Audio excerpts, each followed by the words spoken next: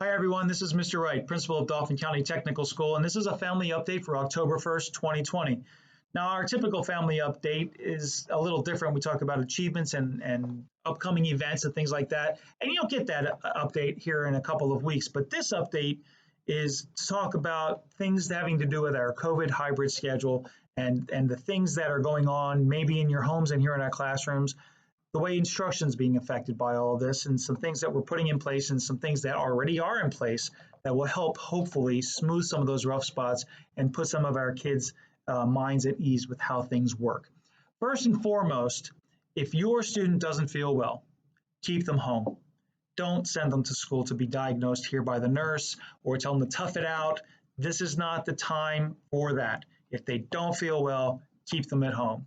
If they feel well enough to work, then we know how to do that via Schoology and logging in. But if they don't feel well, keep them home. Many schools across the state and across the country, they're seeing outbreaks, but we've avoided those outbreaks because people are following the rules, they're following the plan, they're doing the things they need to do. Now, we know that the positive cases that we have had here, and we've had 3 of them, and I've communicated that with you as each has occurred, we know through contact tracing that those students contracted COVID-19 outside of the building, and because of effective communication, they were able to take action and prevent the spread of COVID-19 here at school.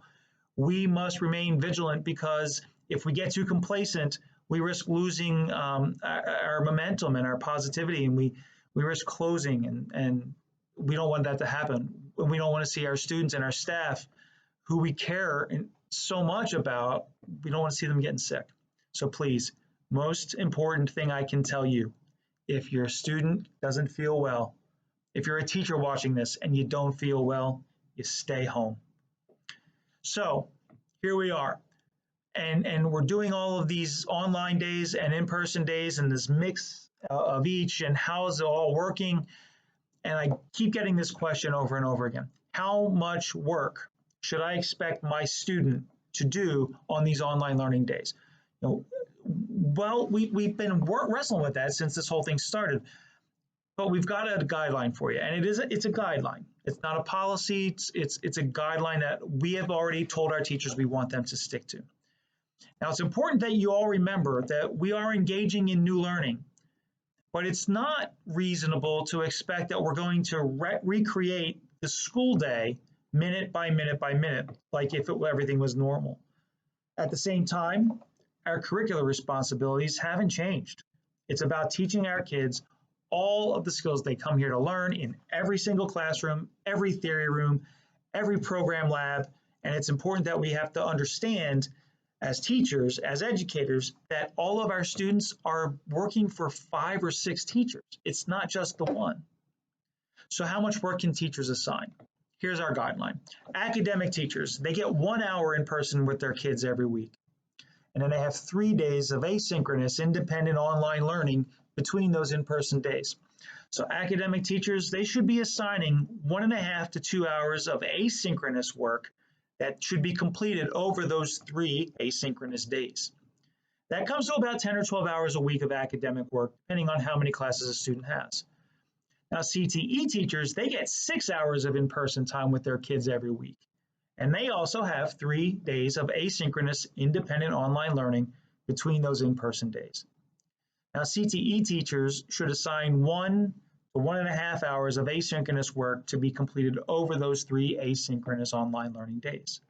That comes to about 7 to 8 hours of CTE work every week. Now, you combine academic and CTE, and it comes to about 17 to 20 hours of schoolwork per week, counting their time in the building and the stuff they're doing at home.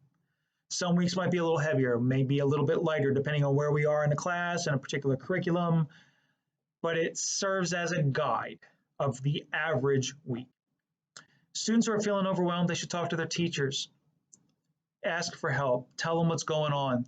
The teachers are here to help. We're not here for any other reason than we want to see kids be successful. So please, if your student is struggling, if they're feeling overwhelmed or they have anxiety, they should talk to their teachers and find out a way to manage the workload. Bear in mind, last year, our kids would spend about 32 hours or so here in the building on school. and you take lunch away and then add homework, and you're talking about 35 hours maybe of schoolwork per week. Now in this environment, we're talking about 17 to 20 because online learning and in-person learning are different, and we're learning as we go. And I know you might be tired of hearing me say that, but that is the reality of it. We are learning as we go. Now, students and parents alike are struggling to keep track of the various due dates.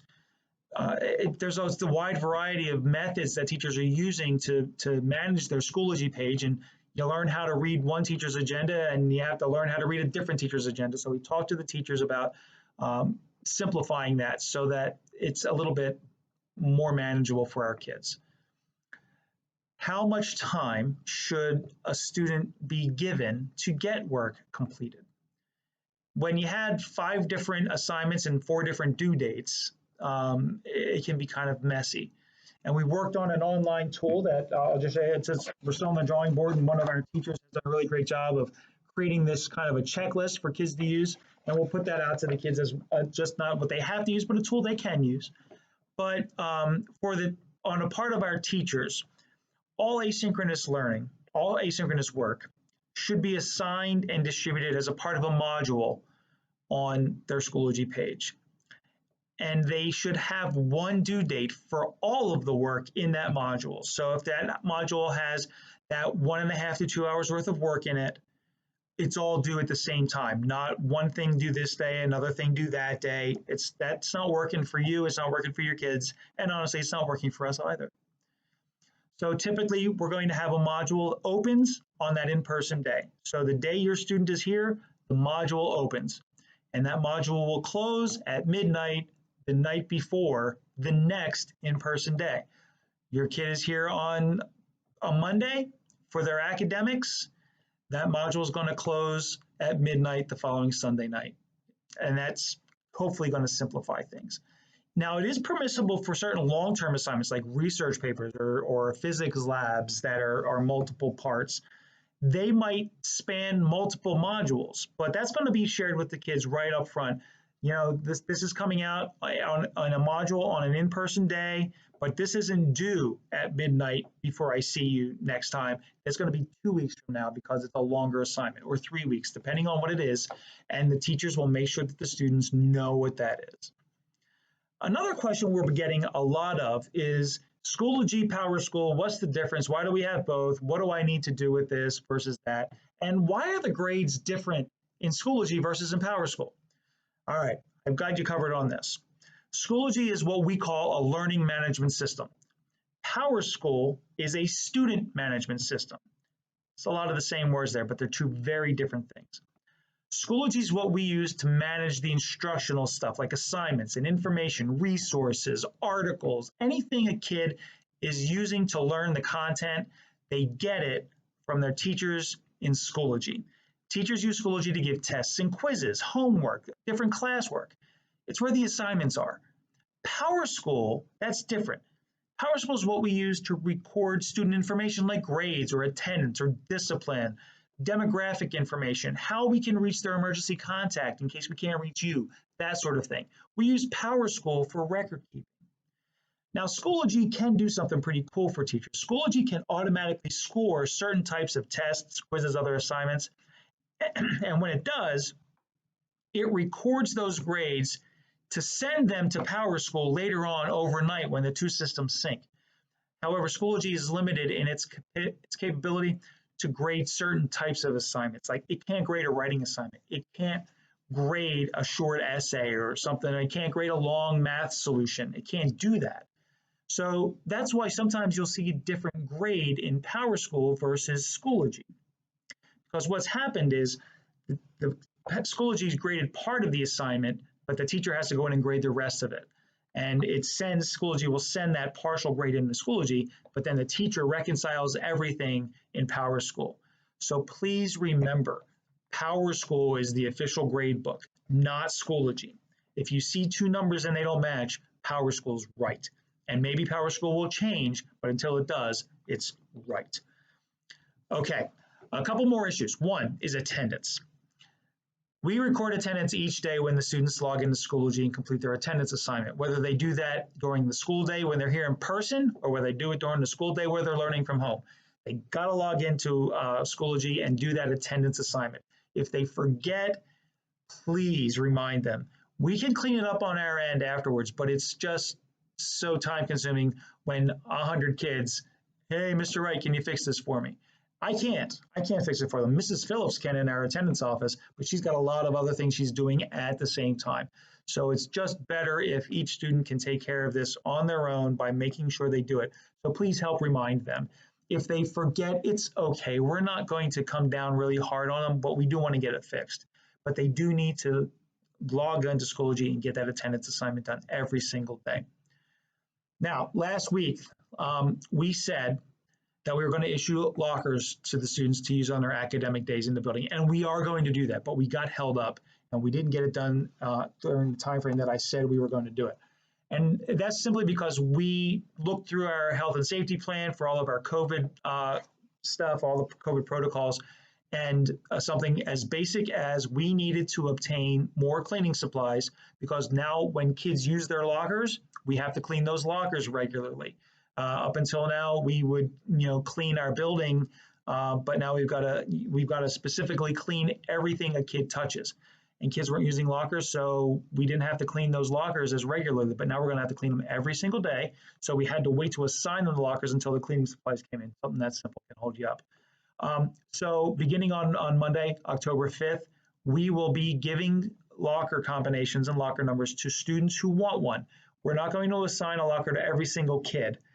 We're going to give a locker to the kids who want it, and we'll explain to them how to do that. And it's just over the course of my career, I've seen lots of kids who get a locker and never use it, and some kids who use it very, very often.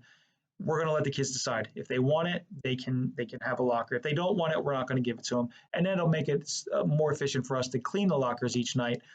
So because we'll know right which ones are being used and which ones aren't, and we can just clean the locker that's being used and the ones that are adjacent to it, and then move on to the next locker. And it'll save our custodial staff a lot of time. One last thing, our DCTS social media presence, it's been there, but we haven't really put a lot of focus on that, and we want to change that. So you're going to see more of a presence on Twitter and Facebook. We might expand to some other social media platforms in the future, but for now, we're going to see what we can accomplish in keeping you informed via Twitter and on Facebook. Our handle on Twitter is we are at Dauphin Co-Tech, and on Facebook, we're Dauphin County Technical School. Check out the written version of the newsletter to see what those really are spelled like, how they look for real. And we hope to see you on social media. We're going to use it a lot more than we have been. It's a tool that's at our disposal, and it's crazy not to use something that's as widespread and as familiar to you as that is. So we're going to jump on that too. Thanks so much for trusting us with your kids. Thanks for your support. This has been a hard year on all of you and on all the kids and on our staff here, but together we're getting through it. We have an amazing school community, and I thank you for being a part of it, and I thank you for allowing me to be a part of it. Have a great night.